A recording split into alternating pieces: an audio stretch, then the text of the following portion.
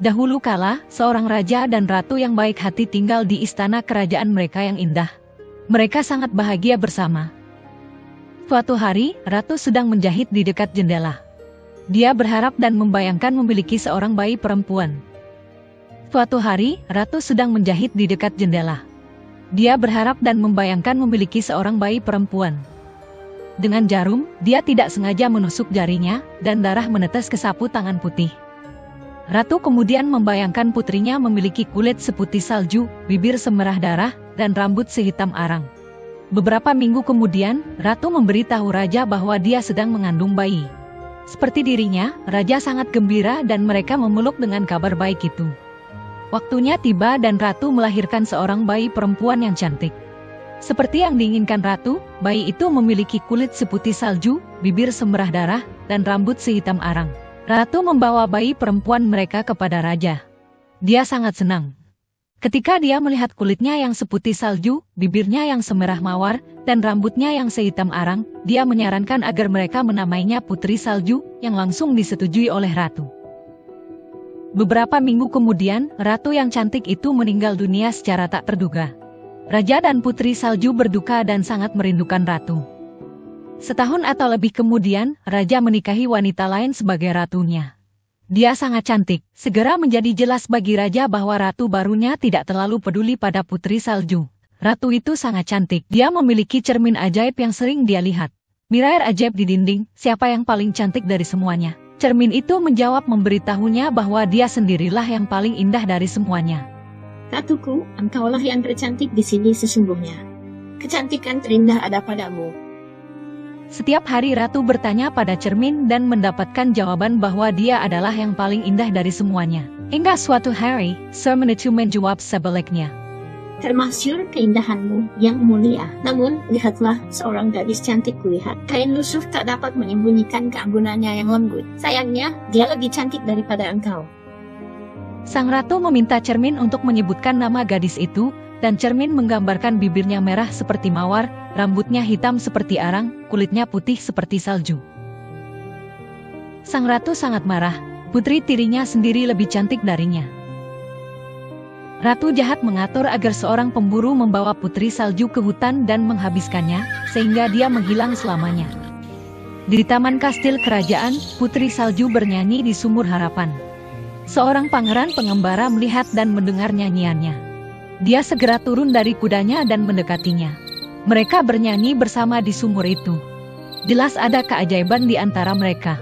Di malam hari, pangeran tampan itu bersandung untuk Putri Salju di balkon kamarnya.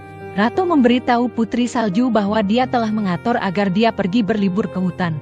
Di sana dia bisa memetik bunga, melihat binatang-binatang, dan memetik buah beri. Pemburu membawa Putri Salju ke dalam hutan. Dia percaya mereka akan memetik bunga dan melihat binatang. Pemburu mengejar gadis itu mencoba menangkapnya. Dia berlari ke depan dan dia mengikutinya, mencoba menangkapnya. Tiba-tiba, pemburu itu mengeluarkan pisaunya dan mencoba meraih Putri Salju. Dia berlari secepat yang dia bisa dan pemburu itu mengejarnya. Dia berhasil meraih lengannya. Dia mencoba terus berlari tetapi dia terlalu kuat. Mereka berhenti dan dia mengangkat pisau besarnya ke arahnya. Putri Salju sangat ketakutan. Dia memohon padanya untuk berhenti mengancamnya. Kemudian dia berubah pikiran. Dia memberitahunya bahwa ratu jahat memerintahkannya untuk membawanya ke hutan dan membunuhnya. Dia mengatakan bahwa dia tidak akan melakukannya, dia tidak bisa. Dia menyuruhnya untuk lari, Putri Salju, lari, lari untuk hidupmu dan jangan pernah kembali ke istana. Buatlah kehidupan baru di tempat lain, sekarang pergi. Putri Salju berlari ke hutan. Baru saja, dia bersama seorang pemburu dalam perjalanan ke hutan untuk memetik bunga, sekarang dia diburu tanpa tempat tujuan, dan dia tidak bisa pulang ke istana. Dia terus berlari. Dia tidak tahu kemana, atau di mana dia berada. Akhirnya, dia menemukan sebuah pondok kecil yang lucu. Dia berharap seseorang di sana akan membantunya. Dia mengetuk pintu tetapi tidak ada jawaban. Jadi, dia mencoba membuka pintu dan memasuki sebuah pondok yang sangat rapi. Ada 7 piring yang teratur dengan makanan, dan 7 tempat tidur kecil. Siapa yang mungkin tinggal di sini? Setelah semua pengembaraan dan kemudian berlari melalui hutan, dia lapar. Dia makan sedikit makanan dari masing-masing 7 piring. Dia lelah dan ingin berbaring, tetapi 7 ranjang itu terlalu kecil bahkan untuk dia. Dia menemukan tempat tidur yang lebih besar di kamar sebelah, jadi dia berbaring dan bersiap untuk tidur. Sementara itu, sang ratu bertanya kepada cerminnya sekali lagi. "Cermin ajaib di tanganku, siapa yang paling cantik di negeri ini?" Cermin itu menjawab, Ratuku, engkaulah yang tercantik di sini sebenarnya. Namun, putri salju di seberang gunung di rumah 7 kardil 1000 kali lebih cantik darimu. Sang ratu sangat terkejut mengetahui bahwa pemburu telah mengkhianatinya dan bahwa putri salju masih hidup. Saat putri salju tertidur di pondok, 7 kurcaci pulang dan menemukan dia sedang tidur. Ketika dia bangun, dia menceritakan bagaimana dia harus melarikan diri untuk menyelamatkan nyawanya dan tidak punya tempat tinggal. Mereka mengatakan bahwa dia dilangi untuk tinggal bersama mereka. Sebagai imbalannya, dia akan menjaga tempat itu tetap rapi dan bersih, dan dia bisa memasak makanan untuk mereka. Putri salju bahagia sekali lagi, dia mengurus rumah untuk para kerdil, dan mereka membuatnya merasa diterima dan aman. Sementara para kurcaci bekerja di siang hari, ketika tugas-tugasnya selesai, dia bisa menikmati hutan bersama hewan dan burung-burung.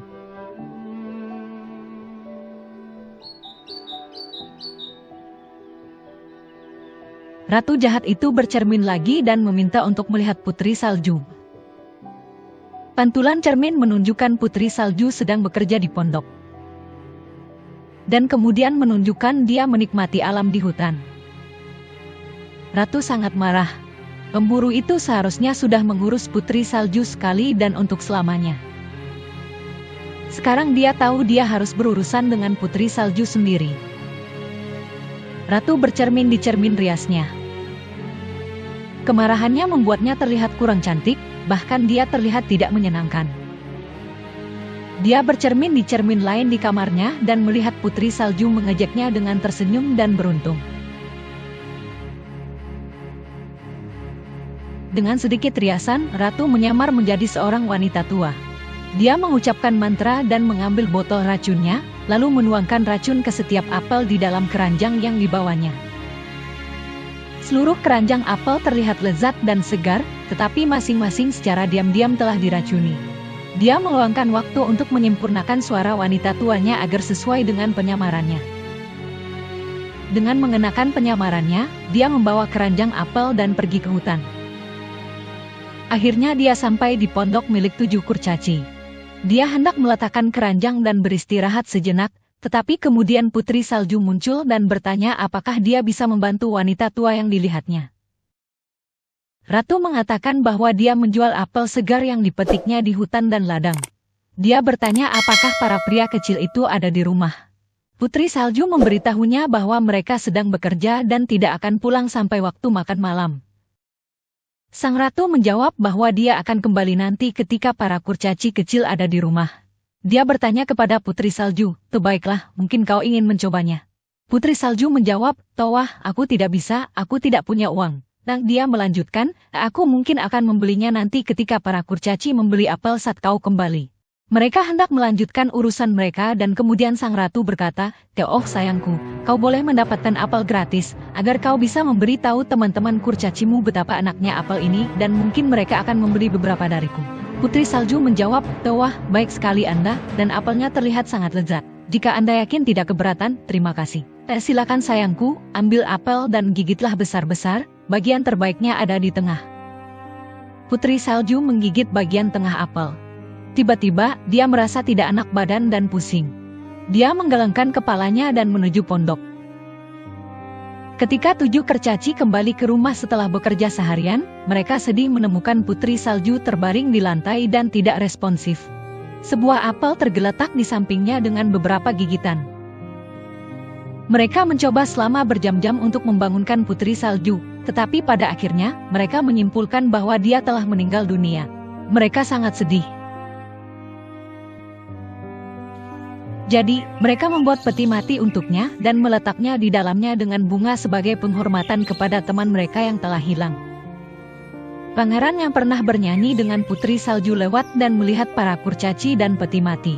Dia turun dari kudanya dan para kurcaci memberitahunya bagaimana mereka menemukannya.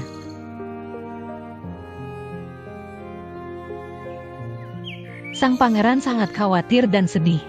Dengan izin dari para kurcaci, dia membuka peti mati dan membungkuk untuk memberikan ciuman perpisahan kepada Putri Salju.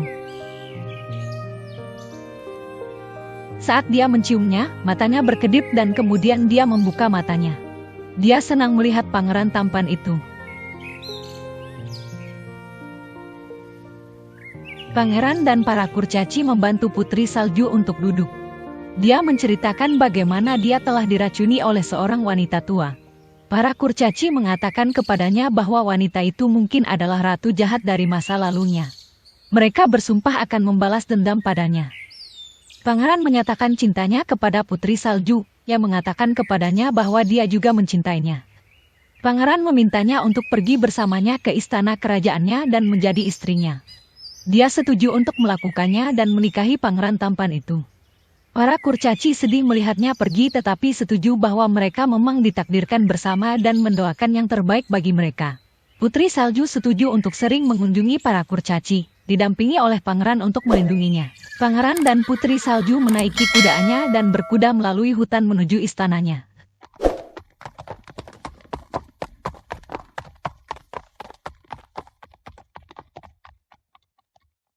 Pangeran dan Putri Salju menikah di istana kerajaannya. Itu adalah acara yang megah dan semua orang merayakan pernikahan ajaib mereka. Ketika pendeta meminta untuk melakukannya, sang pangeran mencium pengantin barunya. Putri Salju sangat bahagia. Di istana kerajaannya, mereka mengadakan tarian dan pesta tari. Putri Salju dan pangeran menari sepanjang malam. Putri Salju senang menemani pangeran saat mereka berjalan-jalan di taman kerajaan dan mencium aroma berbagai bunga. Sesuai janji mereka, pangeran dan Putri Salju sering mengunjungi teman-teman lamanya, para kurcaci. Itu selalu menjadi kegembiraan bagi mereka semua ketika pangeran dan Putri Salju mengunjungi mereka. Bagaimana dengan ratu jahat dari istana ayah Putri Salju? Dia kembali berkonsultasi dengan cermin ajaibnya. Ketika dia mengetahui lagi bahwa Putri Salju masih hidup dan menjadi putri kerajaan yang sudah menikah di kerajaan lain, dia sangat marah. Putri Salju menjadi lebih cantik dan bahagia, sementara Ratu Malat merenung dalam kemarahan dan kedengkiannya. Amarahnya mengubahnya dari cantik menjadi wanita tua yang pahit dan marah tanpa kecantikan.